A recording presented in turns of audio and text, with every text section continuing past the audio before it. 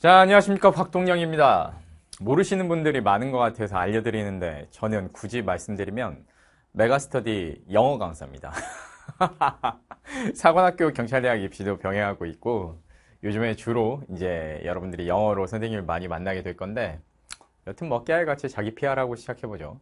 오늘은 하루 적정 수면 시간이라는 주제로 여러분들하고 얘기를 좀 해보고 싶은데 선생님이 그래도 고등학교 다닐 때 공부를 굉장히 잘했습니다. 그래서 경찰대학도 합격하고 서울대 경영정시도 합격했었다는 것을 내가 너무 자랑을 많이 하고 다녀서 요즘에는 여러분들이 거의 다 알 겁니다.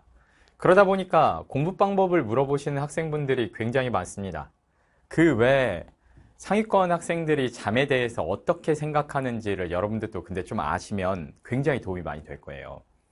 그런데 잠 시간, 몇 시간을 자는 것이 과연 적절한가 이런 것을 여러분들께 나는 이렇게 제일 먼저 답변을 드리고 싶습니다.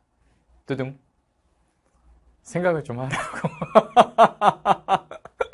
이게 무슨 말이냐면 사람에 따라서 일상에서의 학습량도 전부 다 다르고 체력도 다 다르고 그리고 공부하는 환경도 다 달라서 이걸 일괄적으로 몇 시간이 더 적당하다, 너무 많다, 적다라고 얘기하는 것 자체가 근원적으로 불가능해요. 그래서 내가 생각할 때 적당한 수면량이라는 거는 공부를 낮 공부나 아침 공부나 저녁 공부를 할 때 의욕이 떨어지지 않아야 돼요. 그래서 제일 중요한 거는 우리가 포인트로 잡아야 될 게 하나는 효율성이라는 것과 효율성과 그리고 피로도에 의한 의욕 감퇴라는 것이 있는데 우리 학생들 중에 공부를 많이 안 해보다가 이제 막 공부를 시작하는 학생들 같은 경우는 잠을 막 사정없이 줄여요. 그래서 방학 때 5시간을 자면서 공부를 한다. 4시간을 자면서 공부를 한다. 이런 얘기들이 있는데 나도 옛날에 그렇게 했어요. 그러니까 나도 옛날에 공부를 못하다가 한참 공부를 상위권으로 도약을 하려고 공부를 해보니까 해야 될 것들이 너무 많은 거야. 감당이 안 돼. 하면 할수록 부족한 것들이 나와. 시간이 없어. 그러니까 미치겠더라고요. 그래서 제일 만만한 밤잠을 줄였어요. 그래서 어떻게 했냐면 새벽 3시까지 보통 공부를 하고 6시에 기상을 하는 생활을 하고 부족한 잠을 쪽잠으로 보충을 해서 학교에서 이 생활을 한 6개월 정도 했거든요. 그래서 6개월 정도 진행을 하다 보니까 이제 그때 느꼈던 변화가 성적이 거의 하나도 안 올랐어요. 그리고 이렇게 해버리면 문제가 뭐냐면 이 시간대 굉장히 고통스럽기 때문에 내가 뭔가를 막 엄청 열심히 했다라는 성취감이 있거든. 만족감은 좀 있어요. 자기 만족감이 있는데 이게 굉장히 멍청한 방법이었던 거지. 실질이 없는 방법. 왜 그러냐면 이렇게 공부를 하면 부작용이 있어요. 어떤 부작용이 있느냐? 일단 효율성의 측면에서 봤을 때 밤에 잠을 안 잔다라는 거는 우리의 뇌를 쉬어주질 못하고 낮에 공부한 것들이 뇌에서 뉴런이나 시냅스화 돼서 장기 기억으로 넘어가고 이런 과정 자체가 아예 안 일어나. 그리고 우리 몸의 피로물질 같은 것들이 해소가 되고 완전히 회복이 되어야 되는데 그 과정 자체가 일어나지 않기 때문에 우리 몸의 제1의 목표는 생존이에요. 생존 다음에 번식이거든요. 그래서 자기 완성이나 성공, 성적을 올려가지고 내가 좋은 대학에 가고 하는 거는 우리 신체의 관점에서 봤을 때는 몇 단계 뒤의 목표란 말이야. 그래서 우리의 몸이요, 뇌가 잠재울 시간대 명령을 내려요. 어떻게? 야, 공부 좀 못하게 해. 곽동영 이 새끼 공부를 너무 열심히 하니까 몸이 망가질 지경이야. 안 돼, 이거. 그래서 어떻게 해버리느냐? 아, 공부하기 싫어. 먹 같아. 짜증나. 그만하고 싶어. 라는 생각이 자꾸 들게끔 우리 몸한테, 뇌한테 명령을 내려요. 표면의식한테. 그러다 보니까 몸이 피곤해. 항상 물 먹은 손뭉치 같아. 어깨가 무겁고, 등짝 아프고, 허리 아프고, 막 짜증나고, 신경질 부리고. 그러면서요, 아침에 일어날 때도 미치겠고, 공부가 너무 하기 싫은 상태가 되거든? 그래서 의욕이 떨어지는 게 디폴트인 상태에서 낮에도 공부를 하다 보면 머리 멍하고 머리 웅성웅성한 느낌 들면서 집중력도 떨어지는 데다가 공부도 하기 싫으니까 그때 하는 공부가 효율성이 굉장히 떨어지게 되는데 이 상태로 계속 6개월을 보냈던 거야. 시간은 많지. 근데 내가 갖고 있는 시간의 효율을 몇 프로로 썼느냐를 생각을 해봐야 되는데, 아무리 생각해도 시간 효율의 맥스의 50% 이하로 사용을 했을 거다라는 생각이 들더라고요. 이거는 뭐 정확한 수치는 아니죠. 어림잡아서. 의욕도 마찬가지예요. 아, 이 지긋지긋한 공부 진짜 때려치고 싶고 하루하루 다람쥐 쳇바퀴 도는 것 같이 지긋지긋한 괴로운 고통 언제 벗어날 수 있을까? 이런 생각만 했죠. 여러분. 선생님도 그랬어요. 근데 그렇게 공부를 하니까 성적이 오를 리가 있나? 전혀 안 올랐어. 진짜 놀라울 정도로 제자리 걸음을. 우리 고등학교 기숙사에 사당 오락 클럽이란 게 있었어. 하루에 4시간 자면서 공부하면 대학에 붙고 5시간 자면 떨어진다라는 클럽이 있었는데, 그 중에서 좋은 대학 갔던 친구가 거의 없어요. 이 새끼들 새벽까지 맨날 몰려다니면서 라면 끓여 먹고 같이 축구 보고, 그리고 낮에 수업 시간엔 다 퍼자고, 당연한 얘기인데 좋은 성적 나오는 것이 물리적으로 불가능해요.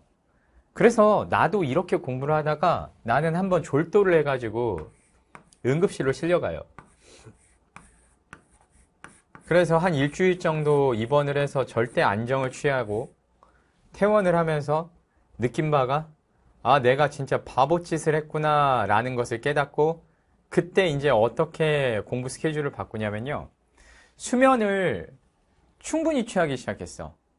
근데 수면을 충분히 취하는 것이 나태가 되면 안 되기 때문에, 당시 내가 생각할 때 충분한 수면 시간은 고3이라면 6시간, 재수생이라면 하루 종일 자습을 하면 체력이 더 빠지거든요. 더 힘들어요. 그러다 보니까 그때는 7시간. 근데 이렇게 잤다라고 하면 너무 많이 자는 거 아니냐라고 생각할 수 있는데, 이렇게 자면서 성적이 급상승했어요. 근데 이렇게 얘기를 하면 미신 같죠. 왜? 결과적인 거 아니냐. 선생님이 저렇게 자고 잘 됐으니까 일반화를 시키는 거 아닙니까? 생각할 수가 있어요. 그래서 근거를 얘기를 해주면요. 여러분, 잠과 학습량이라는 개념 사이에 절대로 정비례하지 않습니다.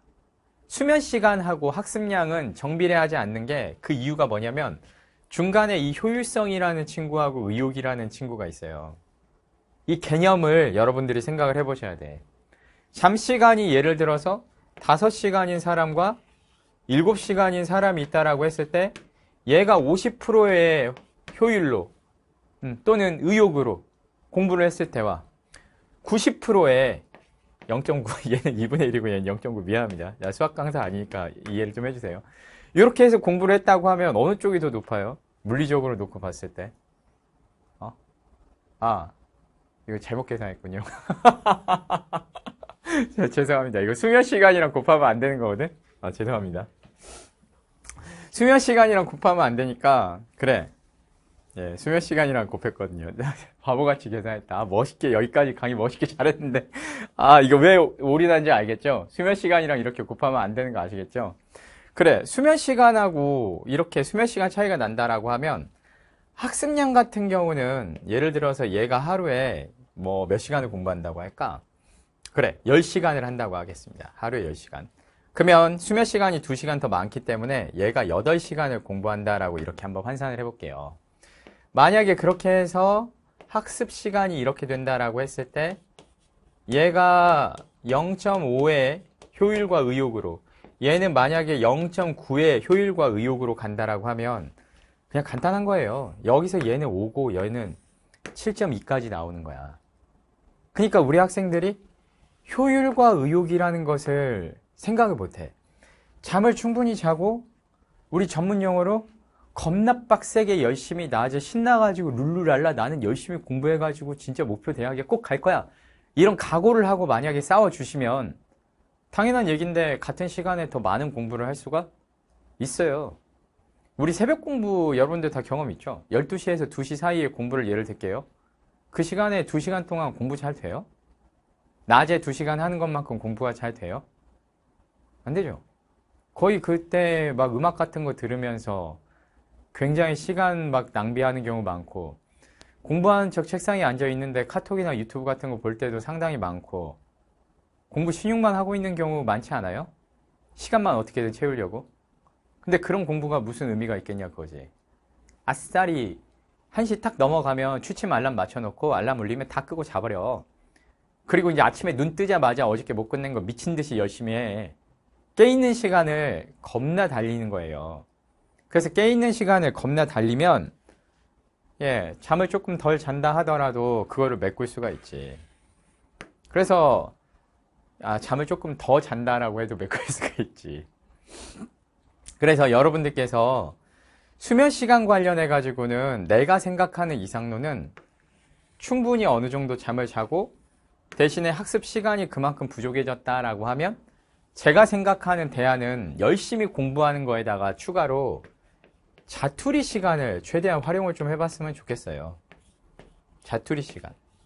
선생님이 여러분들 이 영상 올리기 이전에 학습 방법을 오늘 금요일날 올려놓은 영상이 뭐가 있을 거냐면 암기 방법이라는 영상에 대해서 아마 올라갈 건데 암기 방법 영상에서 암기 수첩 관련된 얘기를 이미 앞에 캐스트에서 해드렸을 거예요.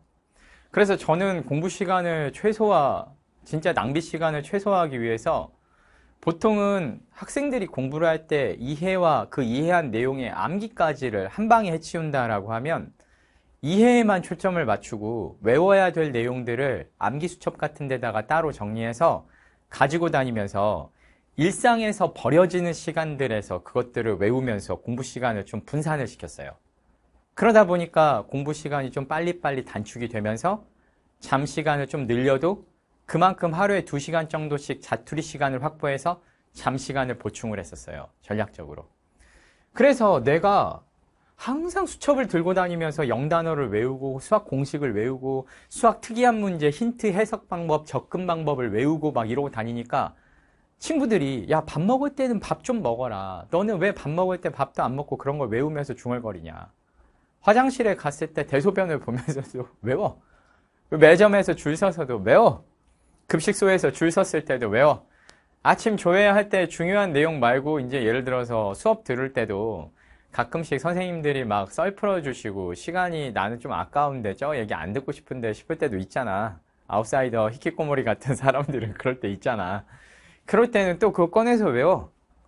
그렇게 해서요, 하루에 2시간을 포집을 했어요. 2시간을 포집을 해서, 포집이란 말이 적절한가? 뭐 내 국어 강사 아니니까. 예. 그래서 2시간을 포집을 해가지고, 물론 선생님 경사관에서는 국어랑 수학도 강의하는 것들이 있어. 우리 애들 섭섭하게 생각하지 마. 근데 어쨌든 지금은 이제 영어 강사로 캐스트 찍고 있으니까. 근데 2시간을 선생님이 포집을 해서 그 시간만큼을 자투리 시간을 이만큼 모아서 잠으로 치환을 시킨 거야. 근데 그리고 나서 온갖 효율이 다 올라가고 암기도 더 잘 되고 하루 종일 밝고 의욕 있고 신나고 그러면서 성적이 급상승해서요.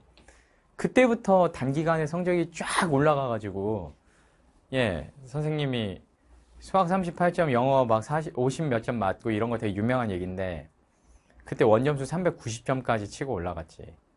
내가 생각할 때 원점수 390점대까지 단기간에 1년도 안 돼서 치고 올라갔던 게 제일 컸던 게 이 수명 관련된 조정하고 이 앞에 캐스트에서 설명해드렸던 암기 수첩, 자투리 시간 아껴서 외우기 시작했던 거. 그게 2개가 제일 컸어. 그 2가지가. 그리고 이제 다음 테마 학습 영상 찍을 때 테마로 반복이 갖는 힘에 대해서 설명을 좀 해줄 건데 그 반복이라는 것, 뭐 이런 공부 관련된 이론 같은 거 깨우치고 그러면서 엄청나게 변화하고 발전을 할 수가 있었죠. 그래서 선생님이 항상 서울대 경영이랑 경찰대학 합격한 거를 되게 자랑 많이 하죠. 나쁘게 듣지 말아주세요. 내가 자기 PR을 하려고 하는 것도 있는데 솔직히 말씀드리면 자기 PR이 크죠. 근데 내가 밑바닥에서 완전히 기어 올라와서 해봤기 때문에 진짜 혹시 모르게 비현실적인 그런 꿈을 꾸는 우리 제자분들이 계신다면 너도 충분히 할 수 있다. 근데 응급실에는 한번 실려갈 정도의 각오가 있어야 된다. 이런 얘기를 해주고 싶어서 선생님이 굳이 이렇게 자랑을 또 하는 거예요. 노력은 누적돼요. 그렇기 때문에 당연한 얘기인데 절대로 안 되는 일 그딴 건 없어요, 여러분.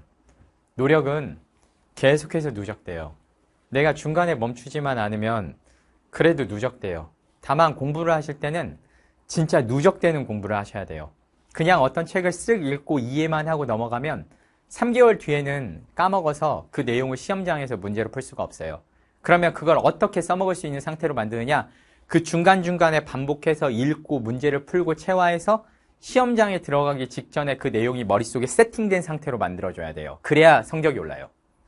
그렇기 때문에 고반복이 필요해요.